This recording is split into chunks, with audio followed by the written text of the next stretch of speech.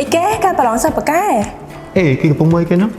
អូគ្នាកំពុងមើលព័ត៌មានតទៅនឹងការប្រឡងសិស្សបកែនៅសាកលវិទ្យាល័យលំវិញហ្នឹងអូគ្នាក៏ធ្លាប់ដូចដែរពួកអីគ្នាតាមយូរដែរហ្នឹងតាំងពីទី11ហើយឆ្នាំនោះគេប្រឡងទៀតហើយ